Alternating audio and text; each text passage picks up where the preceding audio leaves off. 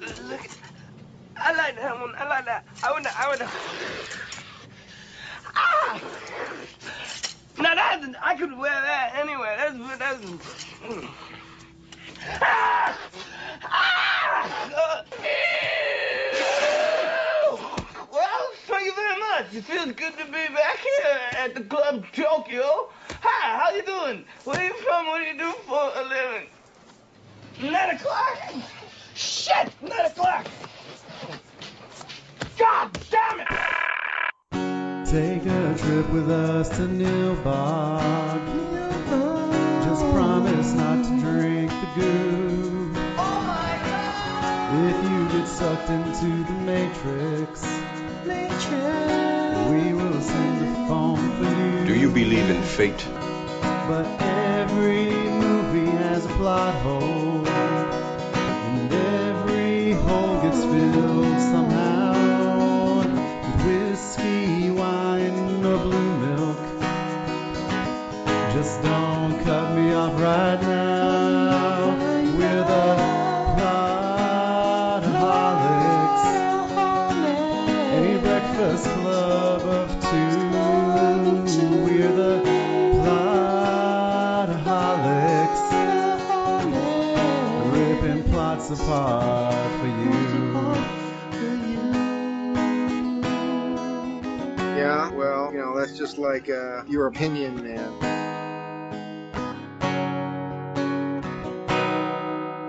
All right. Hey, everybody. Welcome to another episode of the Plotaholics podcast. I am Shane Wilson, and I'm a Plotaholic. Hi, Shane. Hi. I'm Brian Tan, and I'm a Plotaholic. Plotaholic.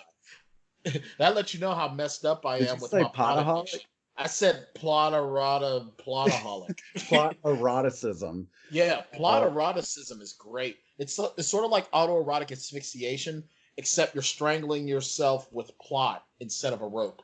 Yeah. Yes. I, Brian, am less than a week sober on plot and less than 20 minutes sober on alcohol because of the movie that we're watching tonight or talking about tonight. On Sunday night, I watched One Crazy Summer. That movie. Now, for me, Shane, there is one particular movie and one particular song that brings in the summer for me. The song is Summertime by DJ Jazzy Jeff and the Fresh Prince. And I'm not mad at that. And the movie is One Crazy Summer. Why? Because it's one crazy summer. Oh, man. Let me tell you. Let's just get to the synopsis real quick because, and I got to tell you, here's a personal confession. 2 things. First, I was getting ready for this podcast earlier tonight, and I read the detailed summary on Wikipedia of this movie, and I thought, did I watch this movie? Then second is I decided that the best idea on what is currently a Wednesday night was to get as drunk as I got while I was watching the movie to see if that helped me remember it. And how did it go? Well, we're on our way, is what I say. So the synopsis, this comes courtesy of the fine folks at Wikipedia. Hoops McCann, a recent high school graduate, fails to get a basketball scholarship, disappointing his parents. Brian, I already take issue with the summary, but I'm going to get to it in a minute. Okay. He hopes to be admitted to the Rhode Island School of Design and must write and illustrate a love story for his application. He joins with his friends, siblings, George and Squid Calamari, to spend the summer on the island of Nantucket, Massachusetts. En route, they pick up a young rock singer named Cassandra Eldridge, who is pursued by a motorcycle gang at the time. Once on the island, Hoops and George, along with twin brothers Egg and Clay Stork and outcast Ack Ack Raymond, must help must help Cassandra save her grandfather's house from the greedy Beckerstead family, led by the callous Aguila. Along the way, is it Aguila or Agila? Aguila. It is Aguila. Along the way, Hoops must find a way to write his cartoon love story. Now, And that sums up the movie perfectly right there. I mean that's the first paragraph of the plot, but they get it so perfect. that's really it. Because the IMDb one just doesn't give it any justice. Right. An aspiring teenage cartoonist and his friends come to the aid of a singer trying to save her family property from developers. That's just not the right. Now, I read probably maybe not the IMDb summary before I watched it, but something like it. Right. Okay. I think it was, well, I had to rent it on Xbox. And so the summary there was very similar to what's on IMDb, like a one sentence, and it felt very 80s even in that one sentence. The whole like, let's save the community center, like we've an evil developer is gonna take the ski resort and turn it into something terrible or whatever. South Park again. Yes, or Always Sunny in Philadelphia. Yeah, I love it. So that's what I was sort of expecting, was this very sort of typical beat by beat romantic comedy. John Cusack falls in love with this rock star who is played by Demi Moore, and he along with his friends find a way to help her save her family's house, or her grandfather's house. But it's totally different than that. It's insane. It's absolutely insane. And this is written and directed by Savage Steve Holland, who also wrote and directed Better Off Dead, right, starring John Cusack. Yes. As well as, let's see a little bit more of his filmography. How I Got into College, The Incredible Crash Dummies. Let me ask you a question. Yeah. About Mr. Holland. Okay. Do you think that his birth certificate name is Savage? Yes, I think it is. I think Steve is his middle name. So do you think? Yeah. So. Because I don't know what you expect from a guy named Savage, but well, I mean, you expect a movie like this. I think so. Well, especially after the first movie is Better Off Dead, which is another great. I don't know how we missed that one for the Summer of Cusack, but it's an excellent entry into this catalog. Absolutely, and I actually feel kind of bad that we missed it. I do, but the Summer of Cusack, we can only do so much, and I think that for our very first event like this, I think we got some great stuff. Yeah, well, you want the only movie that I would replace with Better Off Dead would be the Hot Tub Time Machine, and but you want something from like the latter day, right? John Cusack, right? Yeah, the closer to today John Cusack, because right. John Cusack's not doing all that much right now. He's kind of just chilling out playing Nintendo, and he's earned it. I would argue that maybe he is waiting for his Jonathons. Yeah, because if Keanu Reeves could get it, I can get it. Well, 2012 did not do John Cusack any favors. Not at all. He is no Dwayne Johnson. No. He cannot weather the storm from a shitty disaster film. And so he is going to have to wait a moment. And Brian, I have a fantasy that the Plotaholics give John Cusack the open doorway for the Jonathons. I think we're ready. I think we have the power. I think we're ready to wield that much responsibility. And I also think that America is ready. America needs John Cusack. That's the thing, because if you look at his filmography, especially movies like One Crazy Summer, and Say Anything and High Fidelity, like a lot of the one, and even Hot Tub Time Machine. John Cusack specializes. Serendipity is another one that's really great.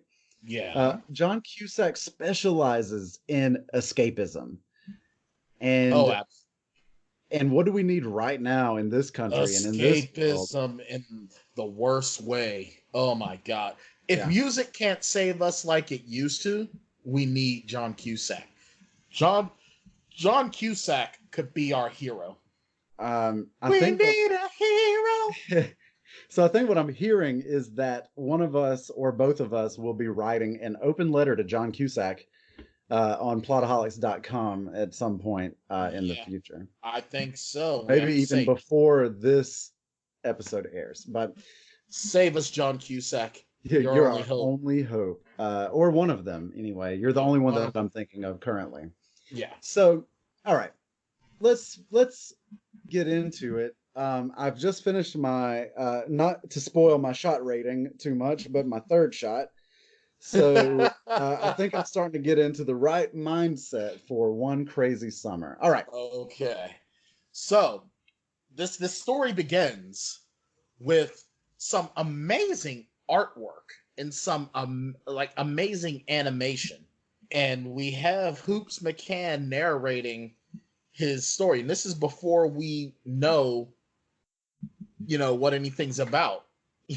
Once upon a time there was a lonely guy. Yeah. That was under the impression that love was blind. And it was so well in this movie. And I am ultimately curious about your affinity for this movie, but we have plenty of time to get to that and mine for the meaning of all of that. But well, for one, you have to love the narration, because once again, John Cusack, and we talked about this in our High Fidelity episode. Right. He is really good at narration. Yeah, it never comes across. It really never comes across as narration as much as it does that he's just kind of talking to us. Right. And Which he's is telling the pretty story awesome. like he's talking to us. Right. And he's telling the story about his, a rhino character, which is supposed to be him. Right. And he runs afoul the cute and fuzzy bunnies.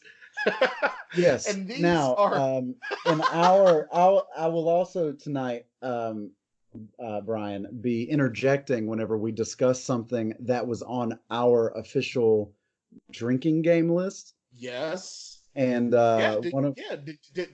our official drinking game correspondent come up with a game for this? Well, I'll tell you, if we don't really ever watch TV without a drinking game in this household, so probably a different kind of holic than Plot, but but for this one, our very first rule was the cute and fuzzy bunnies / animated sequences.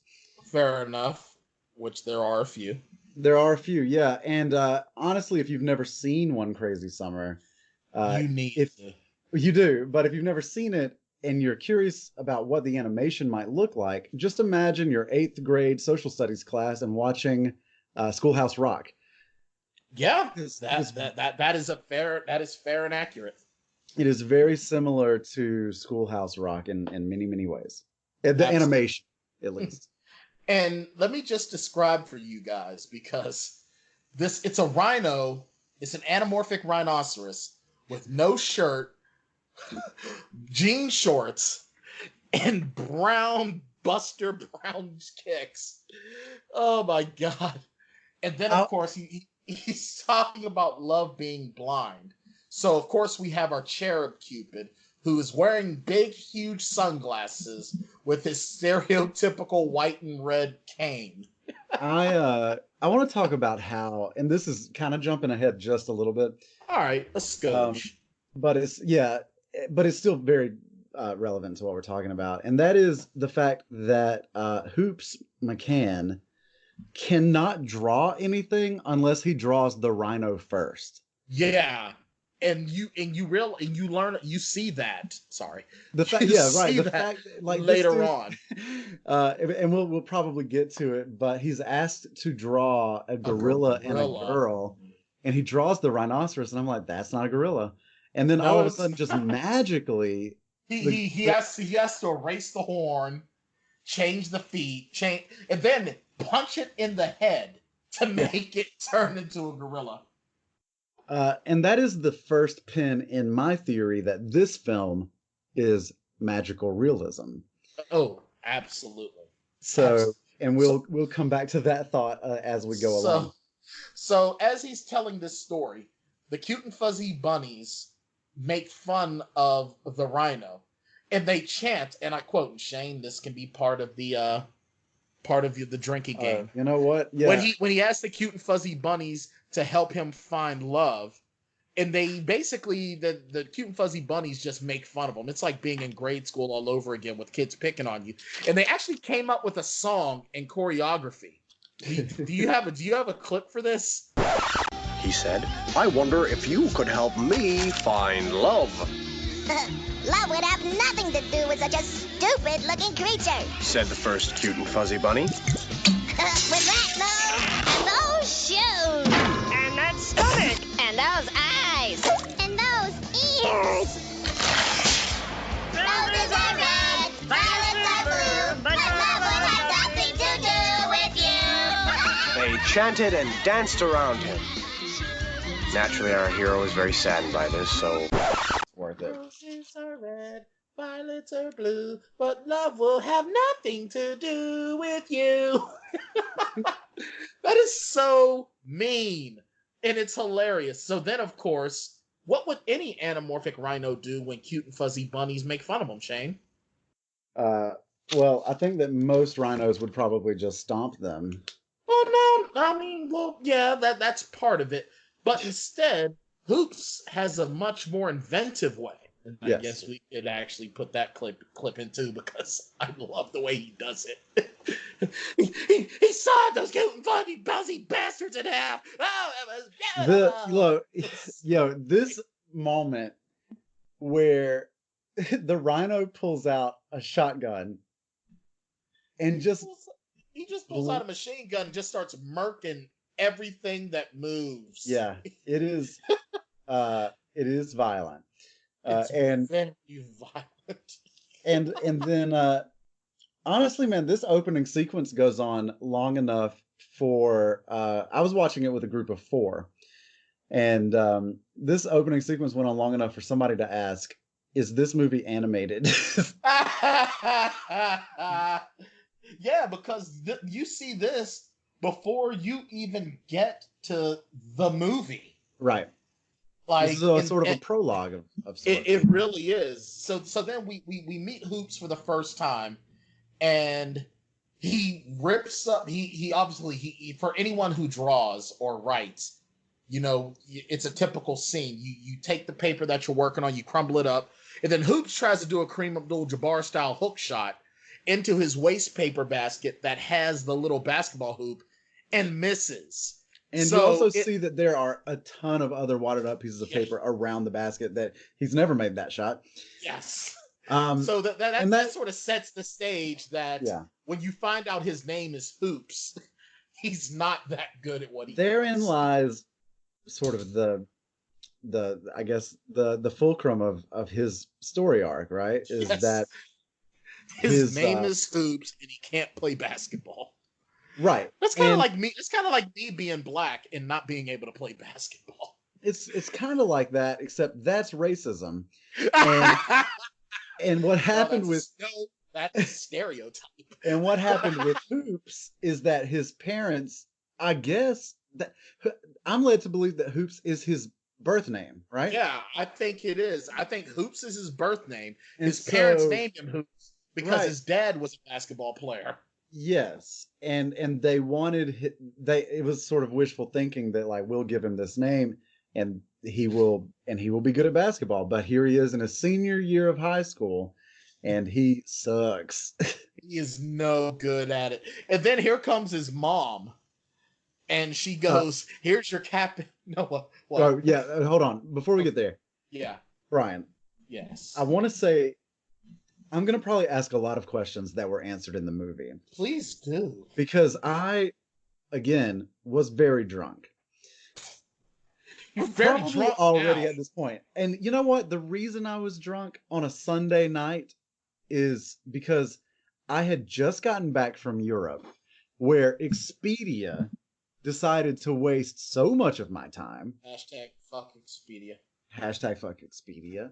And so I was finally home. I was finally in America. America, fuck yeah. Team America style. And so Back in America. I had been in Europe where I really only drank wine, and my drink of choice is whiskey. So I was like ready to get back into the whiskey. So I thought this is a great opportunity for some whiskey, for some friends, and for a great John Cusack movie. So let's make it happen. So here's my question: Okay. Was Hoops on the basketball team at the high school? I don't. You know what? If he was, it was just because they needed another body on the bench. Right. Because So he that was never sucks. covered, right? Yeah, that was never covered. That he whether he was on the basketball team. Or Okay. not. So did But the, I'm assuming that his parents were pressuring him to try out all the time. right. So then his parents were, according to the summary, and I'm not sure that we saw a ton of this in the movie either, were disappointed that he didn't get a basketball scholarship. Yeah, I don't know why. How I mean, are they well, disappointed that he doesn't get a scholarship when he How is doesn't this even a play the shock? sport? How is it a shock? Right. You that don't play get the sport. You're shitty at it. Like, what? How do they think scholarships work? Yeah, I don't know. I think in their minds, like, look, our kid's name is Hoops. He should get a scholarship on that alone. That should be enough. That's like yeah, people that expect to get minority scholarships because of their names on the application, right? Right. Uh, My name is Bill Suarez. and honestly, I mean, Hoops Bill Suarez. Hoops is halfway to a minority scholarship because where the fuck does that name come from? I'm serious. Who names But their then, kid like- Hoops? But then McCann, you know? Hoops McCann. So anyway, all But right. this So is- that this was is a movie full of horrible names, and I think Oh. Savage Holland did this on purpose. because he's bitter at his parents for naming him Savage. Well, I think he's happy he's named Savage. So he wants to bring And- more of that into the world. Yeah, I think And that's I why- think he should start trends. Right. And that's why we have Egg and Squid and Cookie and Teddy and Or Ack and Clay Sport. And that's Tequila. also why he casts a guy named Bobcat. Bobcat Goldthwait. Oh, remember in the 80s when every comedy had Bobcat Goldthwait in it? And then he did Hot the Trot, and it's like, yeah, we don't want you anymore. Do you remember when have you ever heard Bobcat Goldthwait talk like a normal ass person? No. Um I know that the voice is just an act. I yeah, know it's that. shtick for sure. But I've never heard him speak like a normal living human being. I'm sure he probably has one of those like gorgeous voices too. Right, like Frank Sinatra. Yeah, but he can't sing because he messed up his singing voice. Yeah.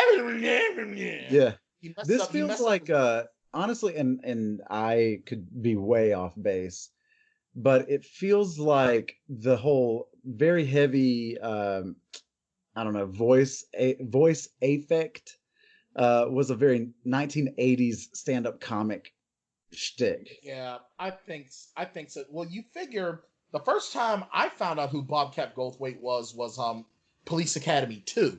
Uh-huh. And he had been doing it then. So I mean, Well, it's you've got- possible. You got Bobcat, you got even Rodney Dangerfield, I think probably plays up that whole dialect. Yeah, there's- and then you got Sam Kinison, and it was Sam just Kinison was the one I was thinking of.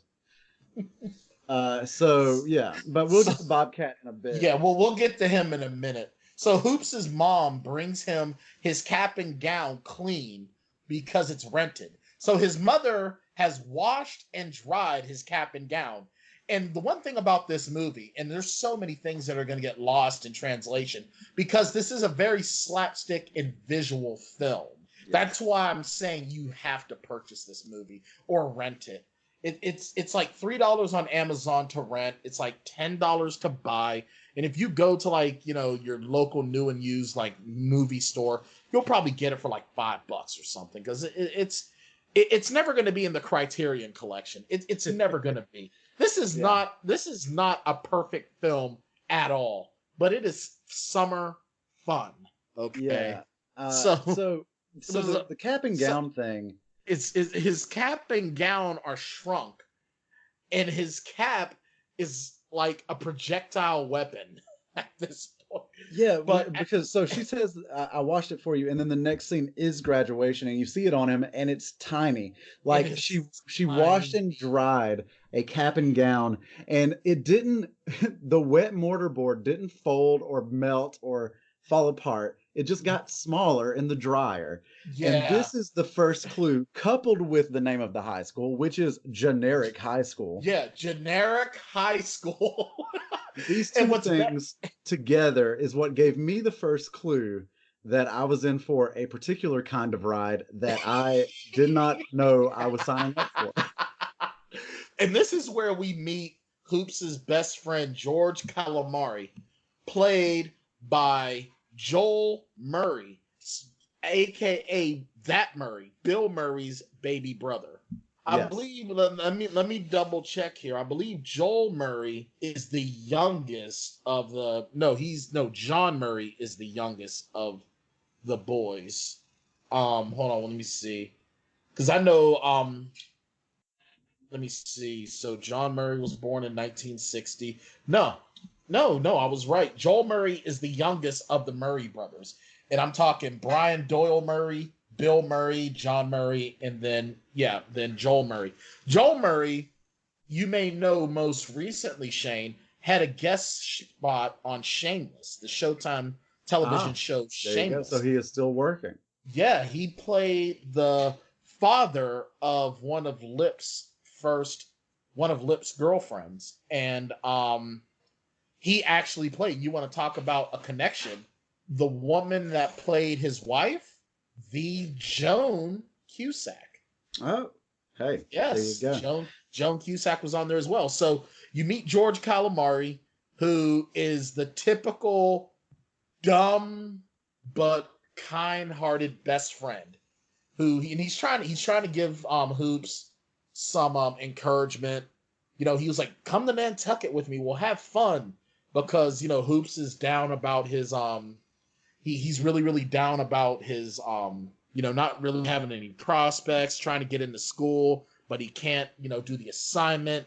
Yeah, he's really, upset really because so we mentioned this in the synopsis, but the whole thing is sort of fixated on this idea that part of his art school application is that he has to write and illustrate a love story, and he can't do it because he's never been in love, which is some real bullshit. Bro, you're not an artist if you can't imagine it. Exactly. Not to mention the fact, come on, how the hell do you get to 18 years old and you haven't had a crush, a fling? Not even a fling, not even a sexual fling, but come on. How have you not made out for 2 hours after school for 3 days with a girl named Allison Ashmore? Yeah, you know what, Hoops? I think you need to hang out with your big cousin Rob Gordon. Right. I really. So but to tell you a little bit about George Calamari, we're high school graduates now. It's time for us to, finally let loose after 4 years of hard, grueling, mind-expanding work. What's this word? Your last name. He's looking at his diploma and has to ask what the word is. Which really brings me to the point, and that is why does Hoops hang out with any of these people? I think Hoops and George are like besties, and the guys in Nantucket are George's buddies that he's hung out with since he was little kid. So I think Hoops hangs out with them just by association. Because I'm pretty sure there's tons of times where he's hanging out with the gang on Nantucket, and he's like, "Why the hell am I hanging out with these people?" Yeah, but he doesn't have. That's fair. That's fair. So commencement comes. They throw, even the principal. I'd like to congratulate the 1986 graduating class of Generic New York High School. And Hoops throws his hat, and his hat murders the guy sitting next to him. It stabs him in the back like an axe in the woods. Yes. And that's one of the first, that's like this the third sight gag of the whole movie. Well, fourth technically, because the first sight gag is the cat's litter box has all the birds and mice on it, and then I didn't miss it, but I forgot about that, and that was excellent. That was cool. And then all the missed shots on the ground, then the cap and gown. So the murdered classmate is the fourth sight gag in the movie. So at this point, it moves on, and George and Hoops. George tells Hoops that he needs a break from his mom, and then here's yet another sight gag that just shows you how dumb George is. You need a break from your mom. What? You're going to end up being a street cleaner because you didn't get your basketball scholarship? That's like my mom telling me I was an irresponsible louse. I know she knows I'm not irresponsible. Yet he has a Christmas tree still roped to the top of his car. Yeah, it easily sight 5 gag months number later. 5. You know what? And this is another one for your drinking game. Every sight gag. Every blatant sight gag is at this point you should be almost dead. Yeah, it's not going well. No. I will say that our second rule was visual mentions or verbal mentions of basketball. So fair enough. Yeah, so that would have been any missed shots, you could even argue that his name is a reference. His name is definitely a reference. However, it doesn't 100% count if someone says his name in basic conversation. If it's used like hoops, that's different. So I will say we're 30 minutes in roughly right now, Brian, and and we're not even 10 minutes into the movie. Right. And I was worried about this because there is nothing of substance to talk about in this movie. Part of the problem is that it's all sight gags. And it's all just it is a bunch of sight gags. And most of the dialogue is really just there to set up sight gags. Right. That's literally all it is. Like at this point, Hoops and George are walking and talking, and you see this stereotypical, which was, I guess, common in the 80s. It didn't happen for me. But, hey, you graduated from high school, and we got you a car as a present. Okay, okay, listen. I'm glad you brought that up. I was like, is this generic high school or white privilege high school? I think it's white privilege high school, because I ain't see no brothers there. Because I ain't see no brothers and sisters. Who has gone to a graduation as a high school senior and then walked out with the expectation that your new car would be in the parking lot next to all of your friends' new cars? Seriously. With huge fanfare banners and ribbons and everybody's nicknames is on there. And congratulations, King. Princess. Yeah, fuck you, King and Princess. I'll be seeing you at the bar after you've had a few. Oh, yeah. These are the people. That's not nice. That's rape culture now. Wait, I have to come up with another analogy. Fuck you, Princess. And we'll just leave it at that. But yeah. So then we get to Hoops' car. Now, keep in mind, George said, "What, you're going to end up being a street cleaner because you didn't get a basketball scholarship." And then Hoops' parents bought him a street cleaner with no one around it. Which is easily the most expensive car on the lot. I was just getting ready to say that. Of all these cars that are there, a street cleaner and a street sweeping vehicle is extremely expensive because it is a specific vehicle. You have to have a specific license to drive that vehicle. I believe you have to have a CDL2 to drive that. This thing is probably going to be up toward $100,000. Easy. That's 1980s money. I'd hate to know how much people spend on them now. And his parents bought him this thing just to make a point. Like, yeah. It's like, you suck at basketball. You have no other prospects in life. Go streets. Go check your streets. Check your privilege, bro. Seriously. So seeing that indignity makes him decide, I'm going to go to Nantucket. I'm not going to check with my parents because, you're 18, but your last summer before you go to college, your parents still like to know where you are. She's like, I'm just going to go to Nantucket. This sucks. And I don't blame him because his parents are probably really, really verbally abusive. Yeah, they seem to suck. So I want to now check in with the elementary school students. Generic New York elementary school. Yes, Yeah, yes. who are getting You know, out for the summer. A And lot we of find, fine students coming from that school. yeah, and we meet Squid Calamari. George's little sister. Now, remember, never say anything about her dog. Brian, I have a question. And I am happy to answer your questions, my friend. Is Squid Calamari a witch?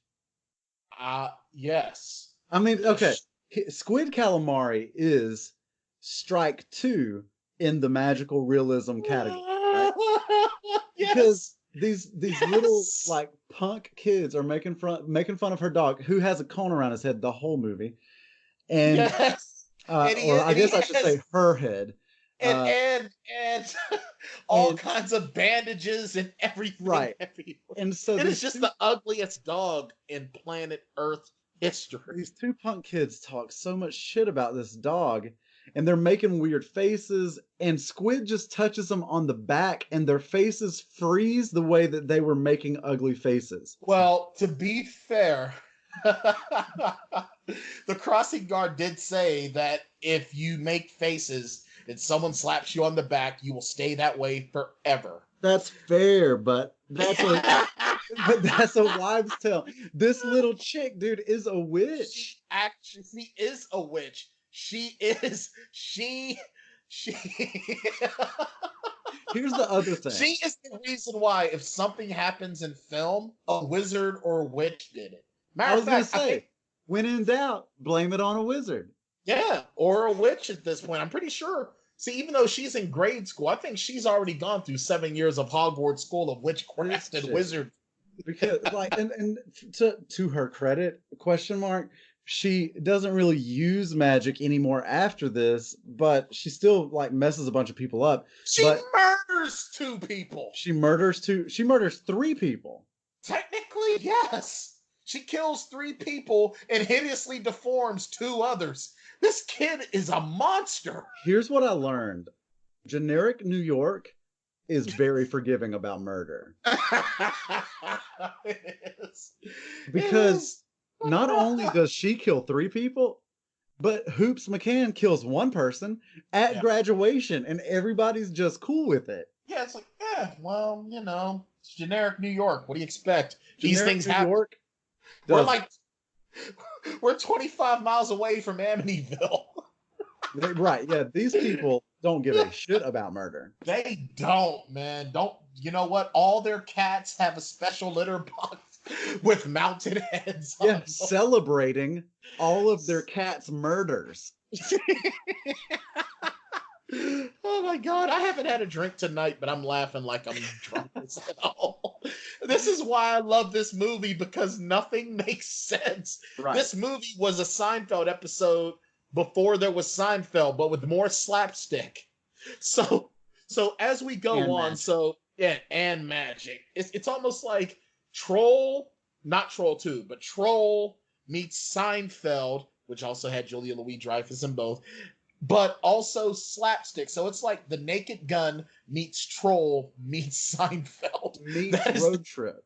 Meets Road Trip. Or a Harold and Kumar. One of those like weird. Yeah, exactly. So after Squid hideously deforms 2 little girls and their Cabbage Patch Kid doll. Right. Now, one other thing before we move on. What school do you know of that would allow a child to take a dog to school with them? Well, today you would have service dog. Like at my college, you can take a service dog, but probably not at elementary school. Yeah. So Squid is just allowed to take her dog to school. Like my mother would not get me a My Buddy doll when I was a kid because she said you have to take them everywhere and you can't take him to school. But this little bitch gets to take a dog, and another little bitch gets to take a Cabbage Patch Kid to school. Generic New York is awesome. I want to go there. Before we move on past Squid, Yes. much like we gave in our episode for Masters of the Universe, we gave Evil Lynn the award for worst name.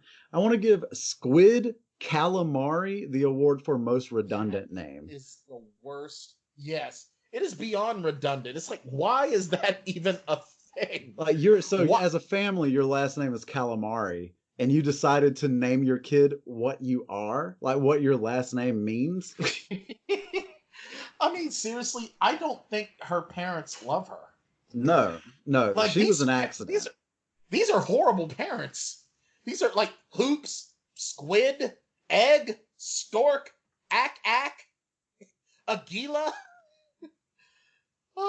When you read all of their names right now, I have never wanted to punch anything harder than I just did hearing all of their names in a row like that. Names are just coming up like in Batman, and here's Shane. Boom, boom, yeah, right. It's not just Egg and Clay. It's Egg and Clay Stork. Anyway, we're getting okay. All right, let's focus here. Now, all right, so now we got to get these guys Cassandra. to Nantucket. So we meet Cassandra, Cassandra Eldridge, played by Demi Moore. And guess who the leader of the biker gang? They're a bunch of guys on freaking crotch rockets. They're not I'm pretty sure one of them was just on a moped. Yeah, I'm pretty sure. Oh, can you get nail clippers, please, on the bed? So, the Mr. Purple Hair. Do you realize who that is? No, who is that? That is John Cusack, aka Sloth from the Goonies.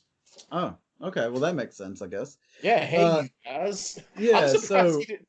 So Cassandra Hoops and company find Cassandra hiding in a bathroom from a motorcycle gang. Yeah, and Hoops is like, pissing, not really paying anyone else any attention. And then he happens to go and get some paper towels, and Cassandra has hidden money in the paper towel dispenser. Yep.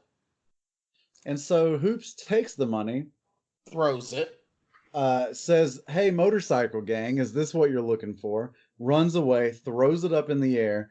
With I suppose his thought was, well, I guess nobody needs it. Because why? First of all, why has Demi Moore stolen the money?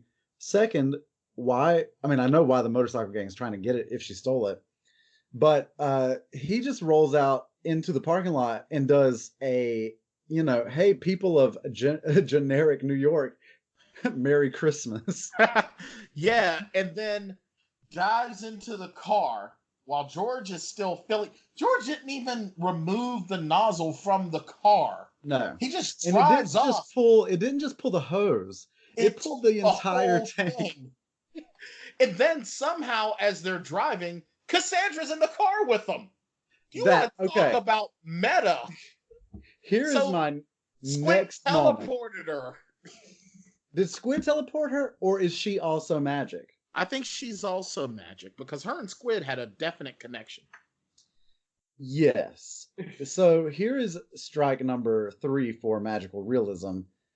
And strike number 1 for, am I sure that I saw that scene right? Yes, you did. And of course, Hoops tries to take a jump shot and misses horribly, so take another shot there. Everybody in where I was watching this, all of us, we were like, wait, how is she in the car? Oh, I still to this day, I'm like, how did she get in the car? Yeah. Like, because they left her in the stall in the bathroom with her guitar and her bags. And she just sits up in the back seat. Hurry up, they're gaining on us. Hoops is like glaring at, like, how the hell did you get here? Yeah. Witch! She's a witch! When in doubt, blame it on a wizard. Mm-hmm. So of course, they're trying to catch the ferry, but it's already left the dock. But George pulls his action move, his last action hero. I'm gonna jump my piece of shit Buick off of a ramp, Dukes of Hazzard style, to get onto the ferry. That's a good 50, 60 yards away. Here's my favorite thing. Here's my favorite thing about this scene. You can give this credit to Savage Holland, who was the writer and director, or you can give a little shout out to Isidore Mankovsky, the cinematographer, because there was never a moment where the trajectory of that car looked like it should have made it onto that boat. Not even a little. Like they Not never even close. they did not try to make us believe at all that this was going to happen in real life. They were just going to do editing. That car should have just fell and in the water. Because it is also a shitty car. It really is. There's no way that car should have been able to make it. As soon as it came off the pier, it was already headed to the water. It was not Dukes of Hazzard style. Like, we're gonna jump this little hole. Like, as soon as it came off the pier, the nose was going to the water. It's like Stan Marsh has $5 and it's gone. And the best part was that the camera stayed on it long enough for us to see that it wasn't gonna make it. And then the next cut was it landing safely on the ferry. Yeah, with everyone in the back seat now in the front seat. And George is just like, this is going to be a great summer. It's like, you're an asshole. Crazy summer, George. Crazy summer. You killed us, George. We actually died in the jump, and everything that has happened from here on out is some weird purgatory. Now, is this the first time that we get word of Hoops McCann's great fear of boats? Well, keep in mind, George never told him, number one, how the hell do you not know that Nantucket is an island? Number one. Number two, George never told him that they were getting on a boat. And of course, Hoops is like, I hate boats. I'm not getting on a boat. So he did say it like two scenes before, a scene before the Great Escape Dukes of Hazzard leap. Yeah, so he hates boats. He's shitty at basketball. He sucks. He looks like a member of the Indigo Girls in this movie. Yeah, he does. He's tragically 80s. Yeah. So at this point now, he's sitting in the lifeboat, which you're not allowed to do. And he's drawing another story. So take another shot. Yep. And this time, the cute and fuzzy bunnies lead him to an ocean-going vessel, to a calamari shaped as a heart that drags him into the sea and kills him. Now, what is very interesting about what you just said is that I remember 0% of it. Really? I don't remember this animated section. I remember him being in the lifeboat. But you know what it was is that me and my group had a long debate about whether or not the lifeboat would even be on the deck at that point. Yeah, and it shouldn't be on the deck. Right. And we also decided that those weren't lifeboats, that they were just really large flotation devices because they were stacked. So they didn't have bottoms in them. It was just like really big rings that people could grab onto. Oh, fair enough. So that's what distracted me from the next animated sequence. And then of course, more meta. Hoops tries to throw why Hoops at this point thinks he's going to make any shot into any receptacle is beyond me. But he hits a guy with a quarter of a hot dog, and the guy that it hits thinks it's two little girls, and the little girls are the hideously deformed creatures of non-superhuman size and strength that Squid has cursed for all time. How did these bitches get on the boat? So not only is generic New York very casual about murder, it's also empty during the summer because everybody hops the ferry to Nantucket. Right. And not to mention the fact not only are they okay with murder, but they're also okay with random disfigurement. Maybe these little girls are running away because their parents disowned them because of their disfigurement. That's a good idea. Or their dad was like, well, we're just going to have to put you little bitches in the circus. So you're going to go to Nantucket where the circus circuit is going to get started. So either way, the parents are horrible people. I know there's a whole lot of stuff here, but I want to jump a little bit to what is the reveal of the plot. We even get a villain monologue. Oh, God. Teddy Beckerstead. Oh, my God.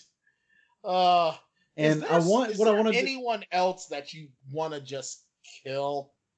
More than Teddy Beckerstead? Like, you just want to punch him in his dick 20 times in a row? Uh, I mean, I'm sure there are, but Teddy Beckerstead needs punched in the dick like 30. Even as a little kid, I was watching, I was like, I would beat his ass. well, I was gonna say Teddy is actually like the son of Aguila, right? Yes, he is And Aguila's Aguila son. and Teddy is way more punchable than Aguila is. He really, you know who plays Aguila is Mark Metcalf, aka the master vampire from Buffy the Vampire Slayer, but Uh-huh. he's also Niedermeyer in Animal House, and he was in the Twisted Sister videos. You're worthless and weak.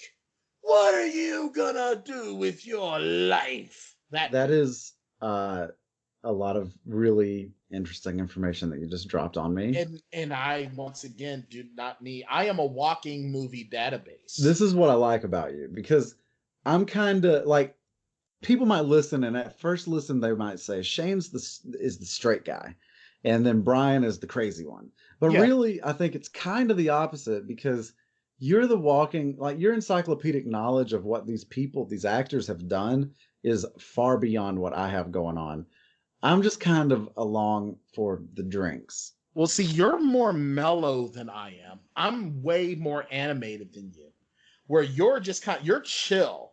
So that's why people see you as the straight guy Yeah, and that's me probably as the it. crazy one. Yeah. But in my encyclopedic knowledge of movies kind of get lost in the fact that I get overexcited and I scream and holler and I laugh like a moron. I feel like we need to start like clicking through this thing, but there's just so much.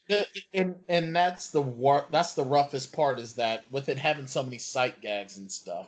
But we're actually getting to a point now where now the story is starting to move. So now we learn that Cassandra's got oh wait, well when we meet Aguila, you know what? We've missed meeting George's we missed meeting the Stork twins. Jesus And Christ. which so we meet the Stork twins, Egg and Clay, played by Bob. Egg is Bobcat Goldthwait. Clay is the late Tom Villard. Tom Villard, who he was sort of a character actor. One of his he was in One Crazy Summer, Heartbreak Ridge. He, for me, was most famous not only doing this film, but also My Girl with the great Dan Aykroyd and Anna Klumsky, where he was the hippie in the writing class. He died of AIDS-related pneumonia in 1994. But so you get tall, thin Tom Villard and short, stocky, and talks crazy Bobcat Goldthwait. And then we meet General Raymond, played by character actor John Flaherty. And you know who he is, Shane. He was the annoying heckler from Happy Gilmore. Oh, you know what? I hadn't put that together. Jackass. And he was Harold in Freaks and Geeks.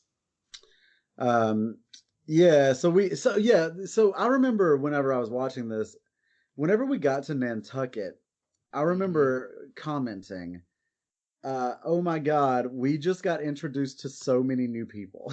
Like right away, because we meet Ed and Clay Stork, we meet Teddy, we meet Cookie, we meet Jeremy Piven in his first big screen role as Teddy's friend Ty. Yeah, it was immediate that they just dropped an entire world's worth of people on us. Oh, and then we meet George and Squid's grandmother, played by the late great Billy Bird, Who was Miss. excellent. Oh yeah, she played Mrs. Feldman in Police Academy 4.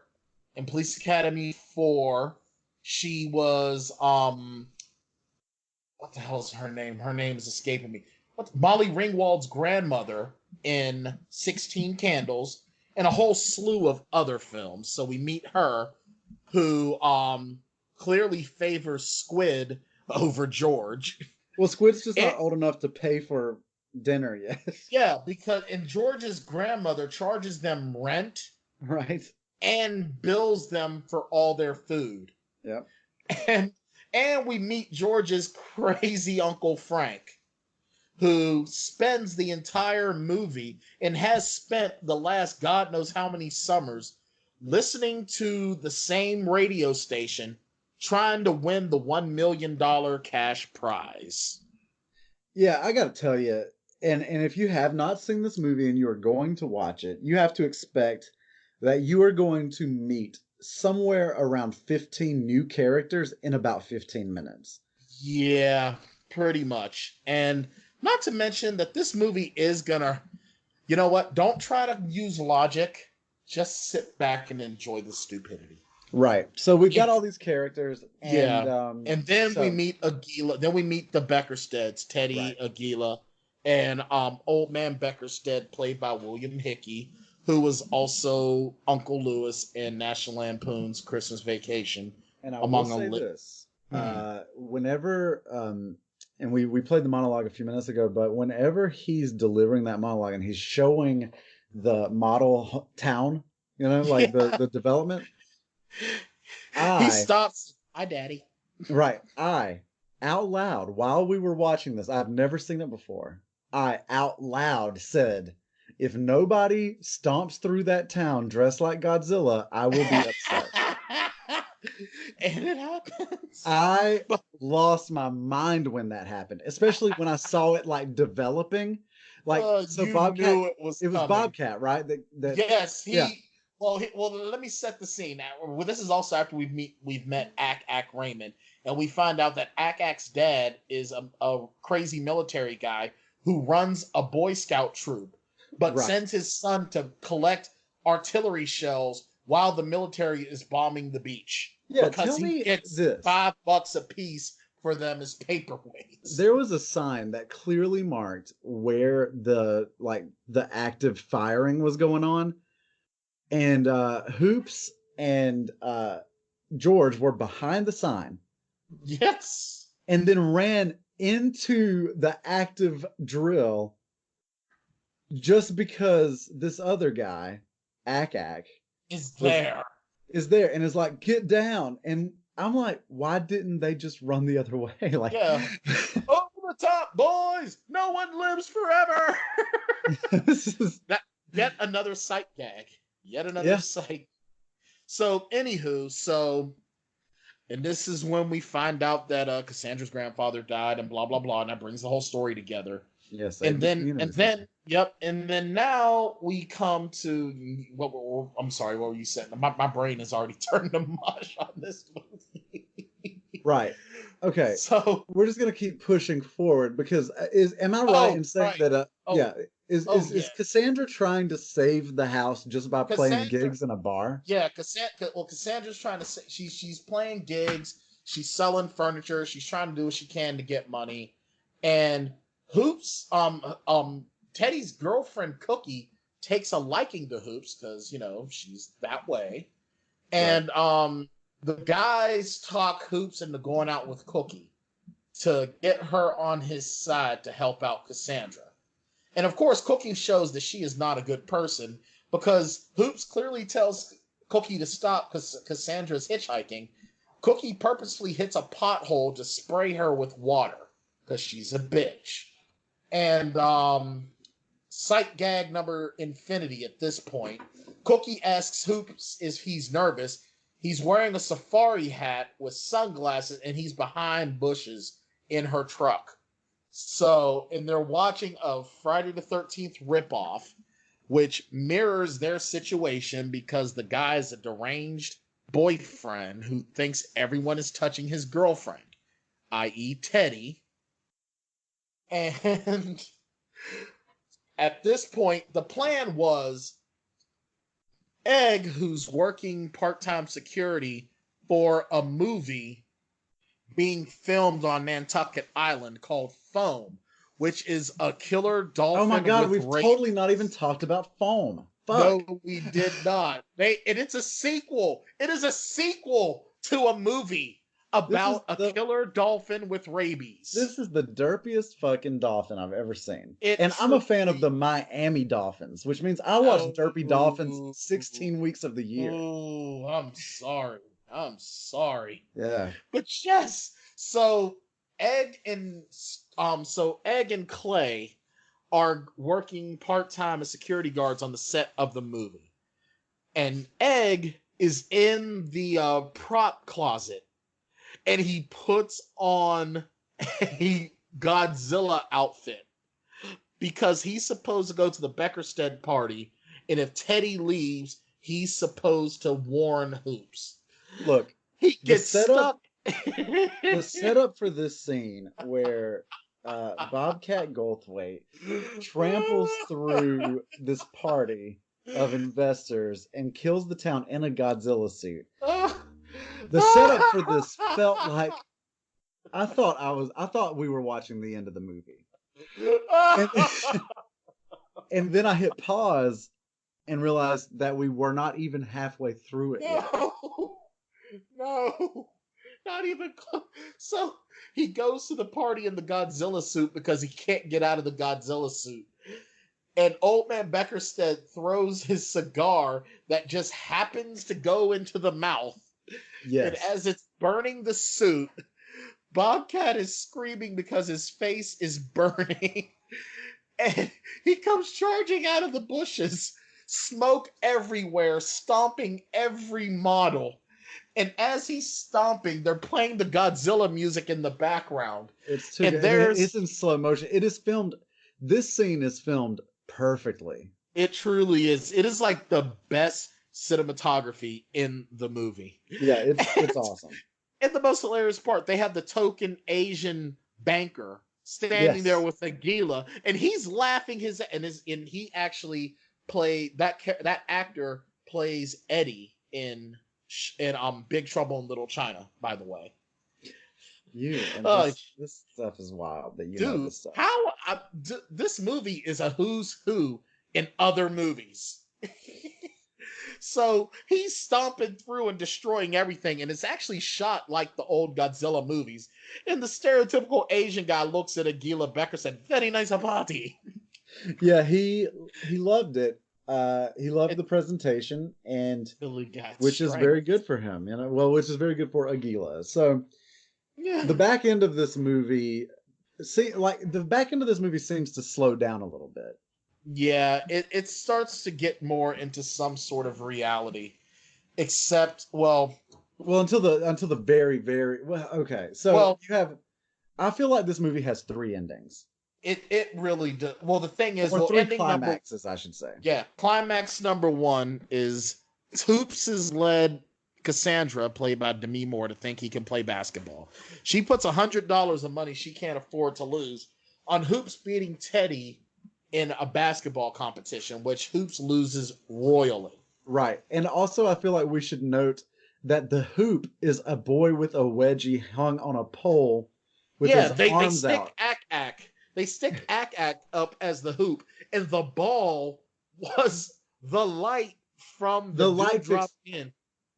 The light becomes a rubber ball immediately. Like it's They unscrew it, and it goes from glass to rubber. So in Nantucket, when glass is removed from a stabilizing space, it turns rubber. And it's full of air. I think I have to blame Squid. Squid did it. When in doubt, blame a wizard. Yeah, absolutely. So then we see Cassandra handing out the worst flyers imaginable. Didn't no one teach this girl about marketing, Shane? Like, seriously. She didn't even try. So, meanwhile, George almost dies because the fat guy farts on him twice. Jesus. That was just terrible.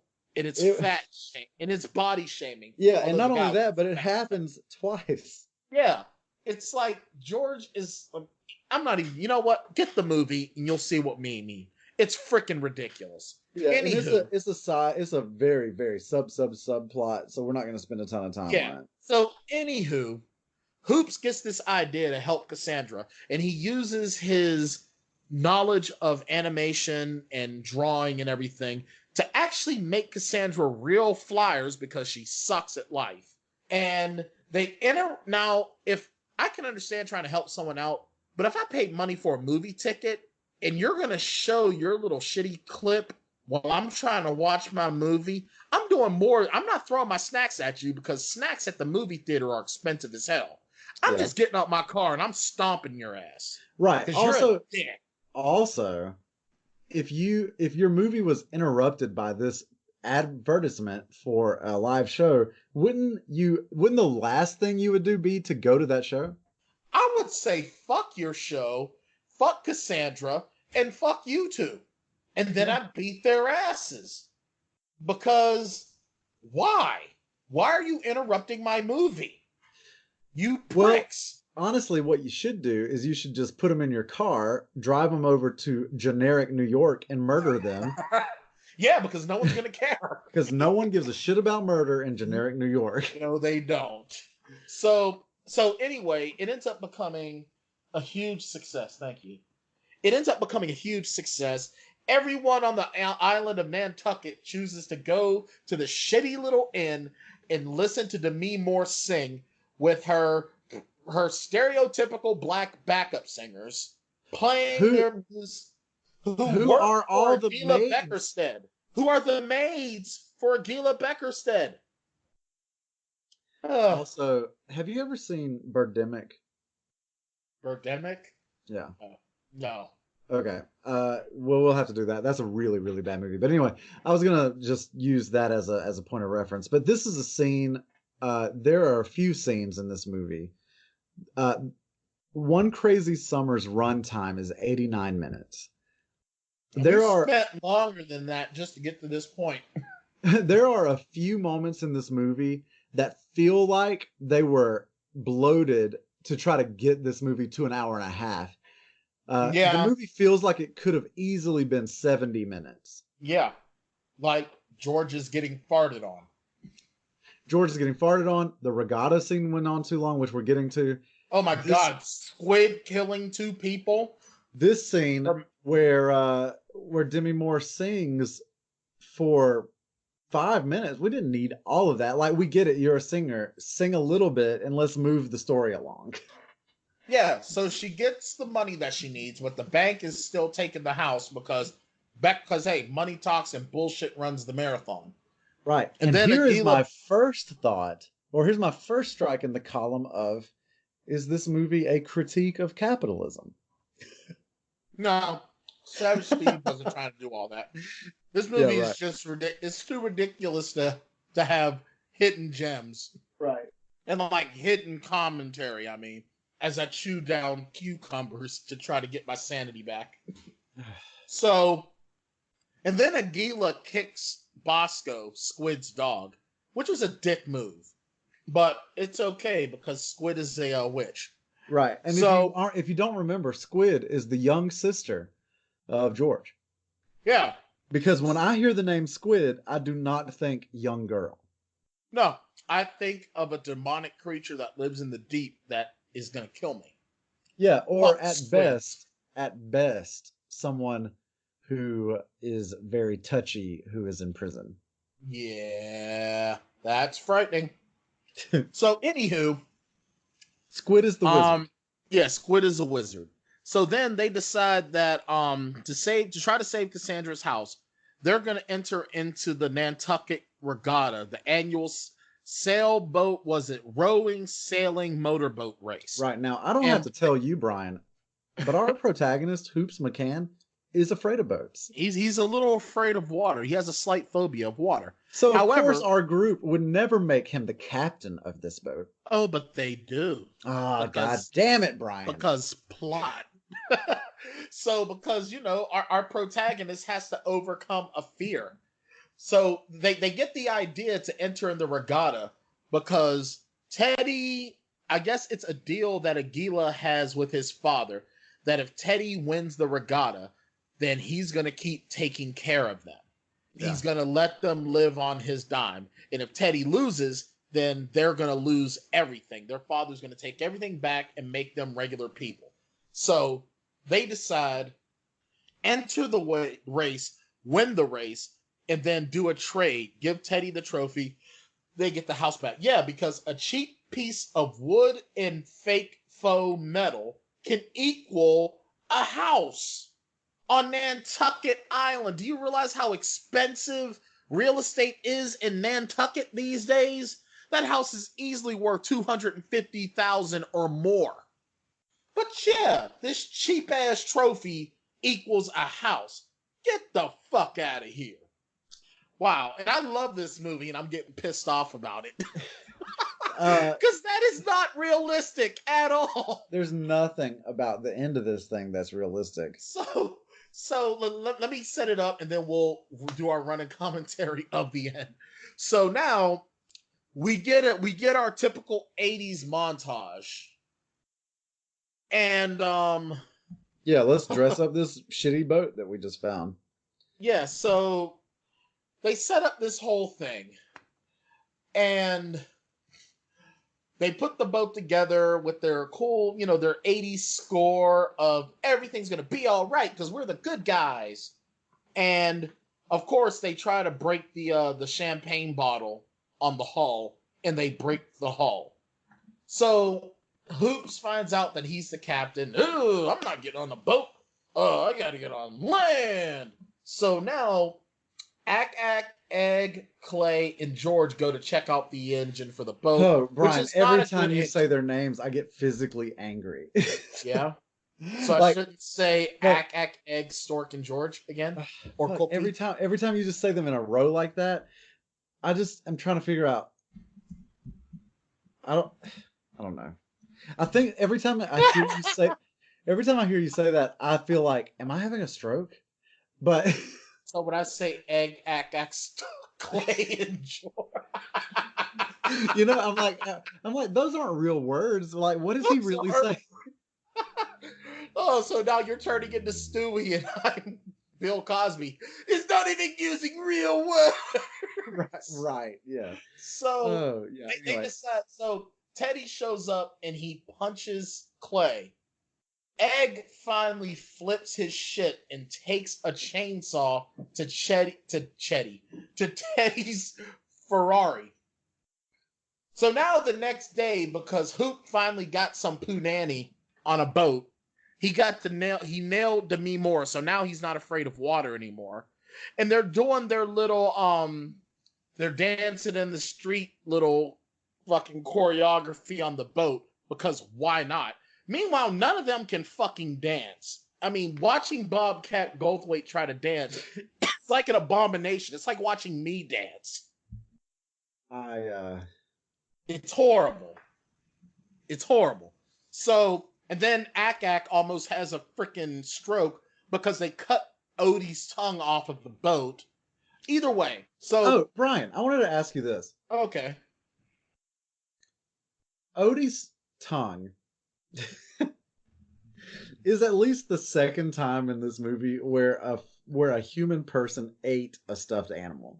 Yeah, well, yeah, and it wasn't even a human that ate it the first time. It was the dog. It was the dog. The dog ate a stuffed animal that the grandmother gives the squid. Right. Look what Granny bought for you. Yeah, I'm gonna feed it to my dog because fuck your money. Fuck your fuck the heart behind a heartfelt gift. And fuck you, Granny, because you're charging us rent, you psychotic bitch. So now go make some waffles. Right. And so Jeremy Piven eats Odie's tongue. Right. So because he's an asshole. How generic New York feels about murder is how Nantucket feels about stuffed animals. Yeah, it's just like, fuck those things. They don't give a shit about stuffed animals. Fuck your stuffed animals. Fuck your childhood. Fuck everything that makes you innocent. Because fuck you. That really should be the Nantucket tourism slogan. Yeah. Fuck you. Well, I think Bill Belichick has a house there. So I'm pretty sure he gives that angry fuck you to everyone. Yeah. So, Brian, I feel like we got to the point in the movie where everybody knows how it ends. So here's what I want to do. And this is actually not a terrible segue. No, it's not. But I will say this. There's no way in fuck hell that a Ferrari engine... I don't think a Ferrari engine can power a fucking boat. I don't think so either. I'm no mechanic. If anyone who's listening are mechanics or know anything about this, leave a comment on Facebook, on Twitter, on YouTube, on any way that you listen to this show, and tell us, can a Ferrari engine power a fucking boat? Because this is going to bother me.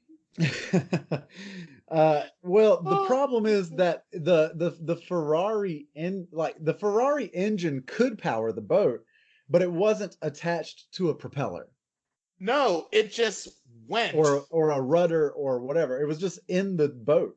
Yeah, it was just there. And suddenly this Ferrari engine is just sending this boat into the stratosphere to 1955. I'm sorry, to power that boat, how much fuel was in that damn thing? Because they also blew up the hatch. Right. Oh, and then animal cruelty, not just when Aguila kicked the dog, but what about them throwing fucking lobster into a swimming pool?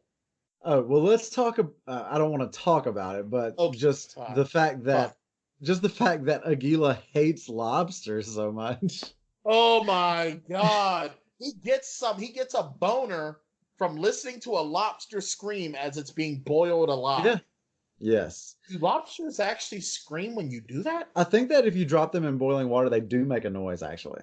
Well, I would too. Yes. Agreed. All right. Lobster. So, without going into too much detail down the stretch here, One Crazy Summer, for all of its crazy sight gags and all of its wizards and all of that, it essentially wraps up the way you assume it would. They save the grandfather's house. The boy gets the girl, blah, blah, blah, right? However, Uncle Frank, for the whole movie, Uncle trying Frank to win $1 million. is trying to win that money. And he finally calls in and he wins. And then he disconnects his phone. Yes.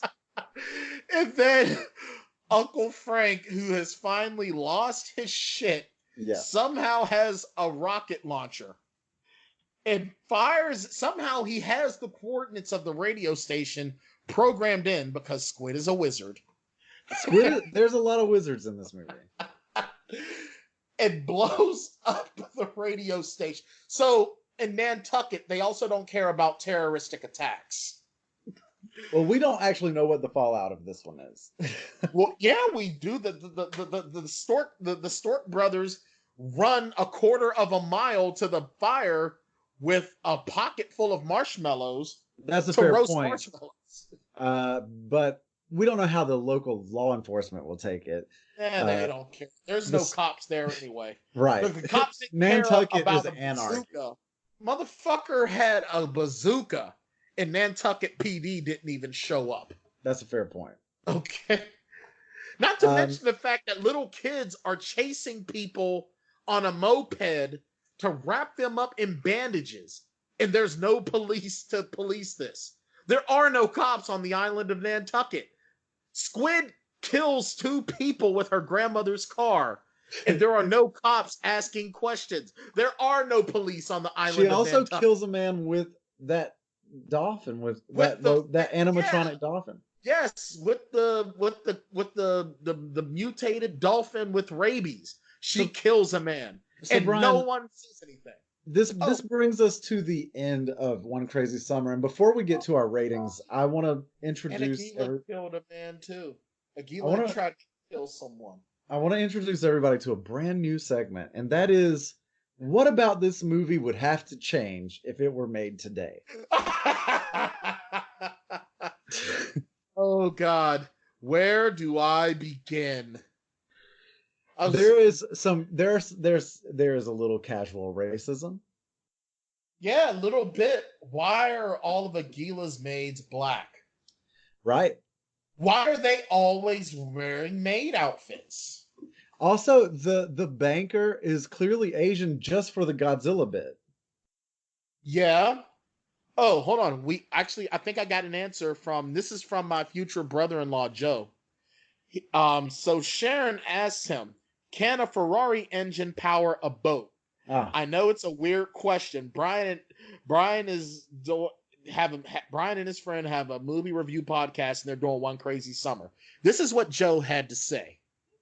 Now, Joe, just to give you my future brother-in-law Joe's credentials, he is an airline mechanic. Okay. So Joe knows what he's talking about. Joe says, I really don't know. some boats do use Ford engines because at Advanced Auto, people would buy spark plugs for their boats, and they would be Ford, like spark plugs for a Ford engine. Okay. So it's not 100% sure, but we do know that American Muscle can power a boat. I don't know about the Eurotrash vehicles. Hey, you were just in Europe. See what I did there? Right, yeah. All right, so the things that would have to change, the blatant racism of the black maids always dressed as maids. Yeah. The Godzilla with Also the fact that he Chinese guy. only had black maids. Yeah, he only had black maids, which was rude and disrespectful. Donald Lee, who plays the bank manager, he was born in Hong Kong. He's not even Japanese. So you've got the racism of Asian guy, and it doesn't matter where he's from, Right. is somehow Japanese. What else? Also, I'm not sure that Egg and Clay are allowed to speak that way. No, because now you're making fun of people with speech impediments. Right. And Clay is, you're not allowed to just blatantly beat up a homosexual just because you can. Also, what about Ak is not, I'm pretty sure Ak is not certified to have a bazooka, yet he has one. Uncle Frank is not certified to have a rocket launcher, but he has one.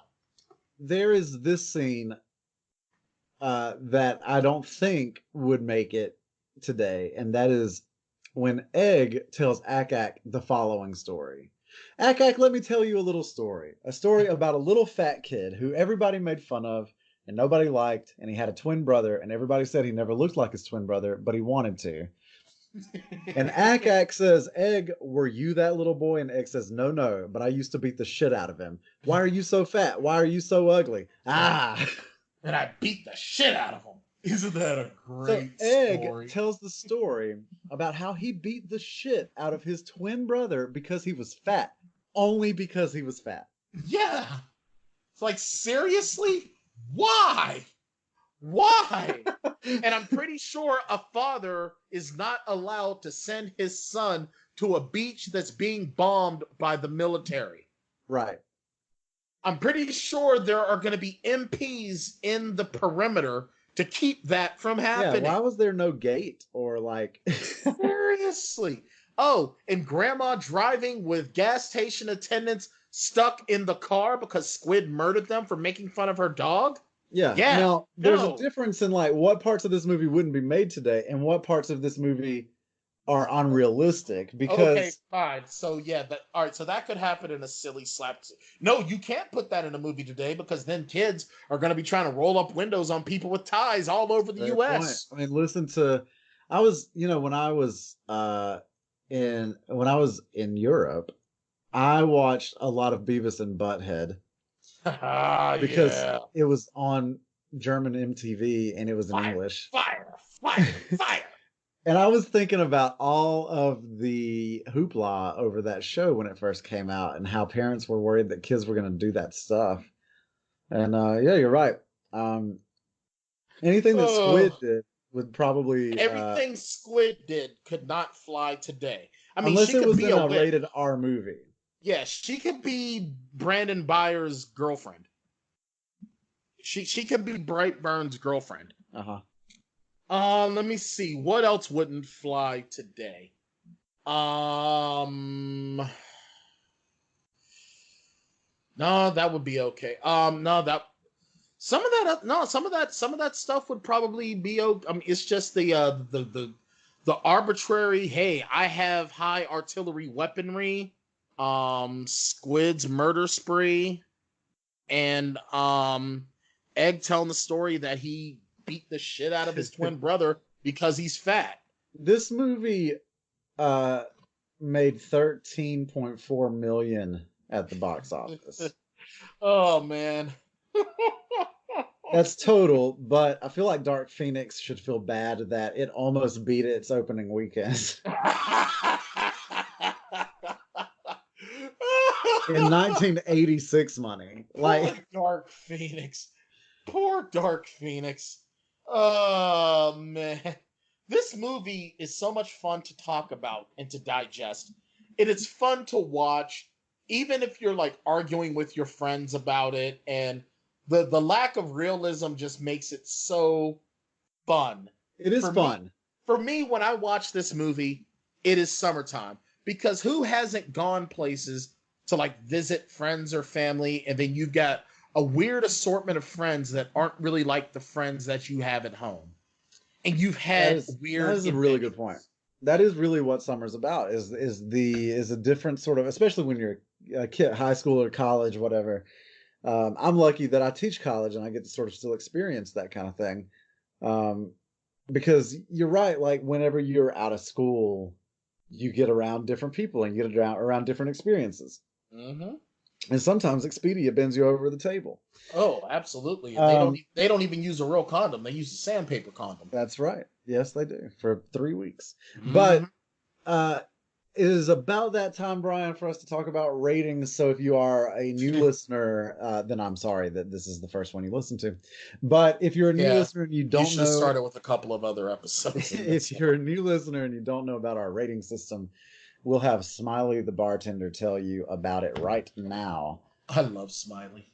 The Plotaholics rating system for the movies is a pretty simple system.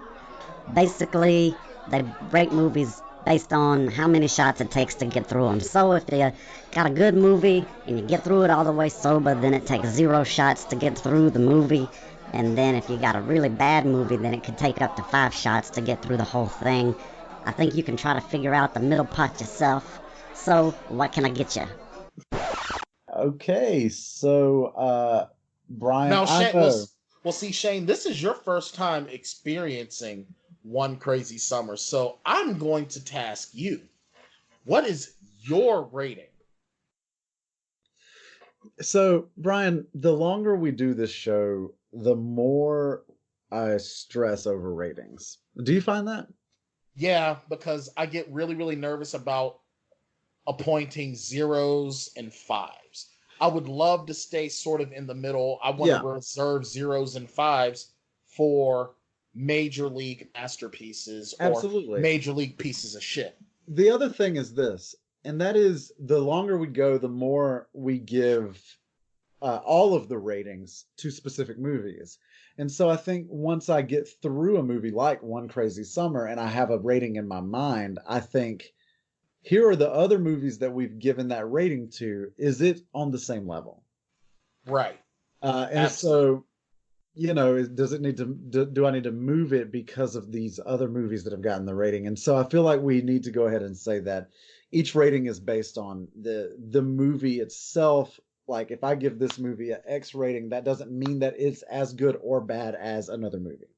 It's just that's what we feel at the time. For a variety of reasons, honestly, because the criteria shifts based on a myriad of circumstances, right? Yeah, mood, time of day, time of week. Well, also genre and right.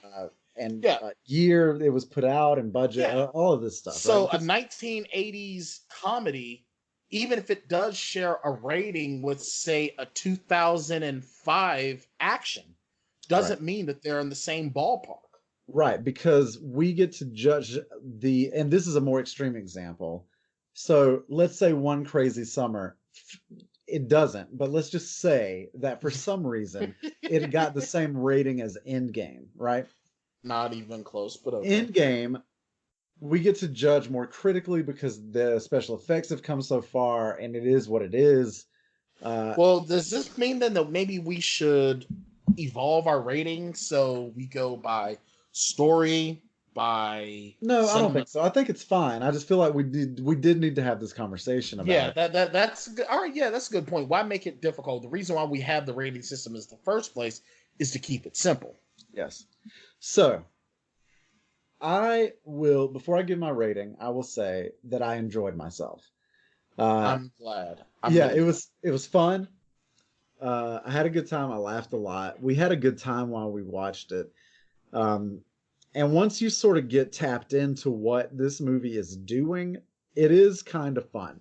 it does feel like it does seem to drag a little bit at times, because like I said earlier, like there are clear moments where they made scenes longer just to try to make the movie longer. At least that's how I felt about it. Yeah, I can see that. At the same time, this movie is it is 1986 dialed up to 11. And so with all of that in mind, I give this movie, even though I had a good time with it, a 4-shot rating. Which means that I feel like the drunker you are, the more fun you have with it. This is not a great movie, but it is a fun movie. Right. And it's fun in the same way that Masters of the Universe was fun. It's not so bad. It's not Troll 2 bad. It's not The Room bad, but it's also not as good as some other things, you know? Right. It's so it's the ridiculousness of the movie is its charm, which means it's not a good movie, but it's a fun movie. Right. And so whereas with Masters of the Universe, we gave that movie a 4-shot rating and not a 5-shot rating, mostly based on Skeletor and his performance. Oh my God, Frank Langella was the man. Right. And so this movie gets the 4 instead of the 5 because of its absurdity and its and how it embraces that absurdity. Right. It never takes itself too seriously. Right. It knows, this movie knows what it is, and it sticks with it. Yeah. Now, this movie, before we get to your rating, Brian, is certified fresh on Rotten Tomatoes. Damn right it is. By 1%. That's all that matters. It is holding steady at a 60% rating on Rotten Tomatoes. So, Brian, and I know that this movie is much more nostalgic for you than it is for me. So what do you give this movie? You know what? I'm actually going to give this a 3-shot rating. You know, movies that we love as a kid are, you know, when we watch them as adults, we remember why we enjoyed them, but then at the same token, we ask ourselves, why do we enjoy this movie? And I've never, as I've become an adult male, have asked myself that question. I know why I love this movie. It is a fun movie. It makes me laugh as hard now as it did then. Yes. And the ridiculousness of the plot, the ridiculousness of the characters, the ridiculousness of the situations, I just love. And when the movie is trying to be serious, it's still hilarious. Case in point, we didn't talk about it, and I'm not going to go too far into it. When Ak finds the mangled doll, and he goes on this like come to Jesus moment, and George just ruins it. And just the absurdity of the movie. I'm with you. It is on the right end. It's on the right side of shitty. It really is. It doesn't try to take itself. It's not like a Dragon Ball Evolution where it tried to take itself seriously. It's not like, I mean, God, how many movies have we collectively seen where they try to take themselves so seriously, but they're absolutely, like Garbage Pail Kids tries to take itself seriously, and I don't know why. Right. But this is a film that never takes itself seriously. It's having a good time. I think Joel Murray really was like, he made a great idiot friend. And I give this a solid 3. You know what I mean? Yeah. It's one of those things where I want to sit back and just laugh after I've had a bad day, and I'll have a couple of shots and to just enjoy it, you know, and the shots will help me not overanalyze the ridiculousness of why is General Raymond loading up an assault rifle and giving it to a child to carry? You know, it's like, why do I care? I've had 3 shots of Fireball. Who gives a shit? So it gets a 3.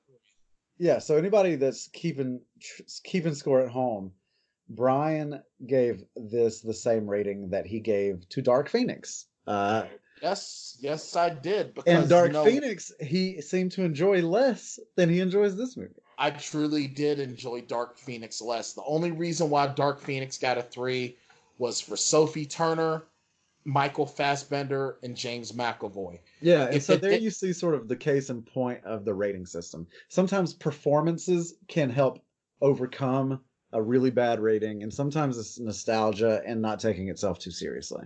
Exactly. So when you hear us give these movies our ratings, number one, we're not like trying to like super think and reinvent the wheel. And each one should be, I think each rating should be viewed independently of others. Exactly. Just because we gave Endgame a 0-shot rating, that doesn't mean that we think it's The Godfather or Citizen we also Kane. did not give it a 0-shot rating. No, we did not. But all right, fine. Let's say The Matrix. We didn't give Matrix a 0-shot rating either, did we? We've had 2 0-shot movies so far. Those are Boys in the Hood and High Fidelity. All right, so just because Boys in the Hood got a 0-shot rating, I'm not going to sit here and say that it's The Godfather, because it's not. It's its own excellence for what the story it's telling. Just like, High Fidelity, just because it got a 0 doesn't mean that it's on par with Boys in the Hood. It's not. But it's good for what it is and for its genre and what it does. A 0-shot rating, there's a multitude of reasons why a film will get a 0-shot rating. There's a multitude of reasons why a movie will get a 5-shot rating. And ratings it's all individual. Yeah, and ratings are all sort of based on, like we said, a myriad of situations, and you have to account for genre and time period, et cetera, et cetera. So not to get too bogged down in that stuff. Yeah, but and you guys may not agree. You guys may not agree, but that's the beautiful thing about film. We would love to hear that it's all subjective. If you don't agree. Yeah, please let us know. Let us know in the comments on Facebook, on YouTube, on Twitter, on our, please, and give us some reviews on the podcast platforms and tell us what you think. And eventually we're going to do polls to get what you think on films that you might want us to do, or we'll even ask a question. Do you agree with our rating? If not, why? Okay. And did you watch any movies based on our ratings, or stayed away from movies based on our ratings? Brian, I think that's going to about wrap it up for us. Everybody out there, follow us on @Plotaholics on all of the stuff. Plotaholics.com will get you to everything. Also, stay tuned. 2 weeks from now, we will be joined by the Joe Compton of Go Indie Now, and we will be discussing Gross Point Blank, the third entry in our Summer of Cusack. Oh my God, we're almost halfway there, Shane. I know. Living on a prayer. Sorry, every time I say halfway there, I have to do that. I totally understand. You know who else would probably want to do that? Who? Monica Geller from Masters of the Universe. Oh, who absolutely. Loved New Jersey. Yeah, she's going, hey, my parents are dead. Time to go to New Jersey. Nothing says Jersey like dead parents. Well, that's because the Statue of Liberty faces the other way. Right. All right. Hey, thanks for, if you're still with us somehow, thank you. Thank you.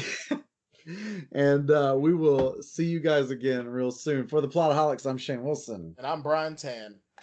Good night, or good afternoon, or whenever the hell you're listening. Salutations. That's my fancy way of saying hello. And in this case, goodbye. Take a trip with us to Nilbog. Just promise not to drink the goo. Oh my God! If you get sucked into the Matrix, we will sing the phone for you. Do you believe in fate? Sometimes the end game is the perfect place to start. We're in the end game now. And other times you want to pretend the prequels were never a real thing. let's just pod race to the end. It's working! Every movie has a plot hole, and every hole gets filled somehow. Whiskey, wine, or blue milk. Just don't cut me off right now. We're the Plotaholics, a breakfast club or two. We are the Plotaholics, ripping plots apart for you. Shane and Brian are an island, two real-life misfit toys, wanting to be a RoboCop. Thank you for your cooperation. Settling for Black Circle boys, and just like Dr. Hammond, extracting amber from wood. And later there's running and A screaming. little too busy asking if we could, and never asking if we should. But every movie has a plot hole, and every hole gets filled somehow with whiskey, wine, or blue milk. Just don't cut me off right now.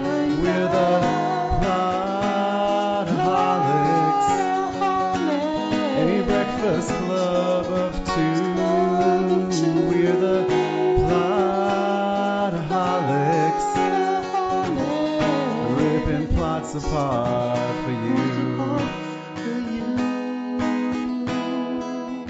Yeah, well, you know, that's just like your opinion, man.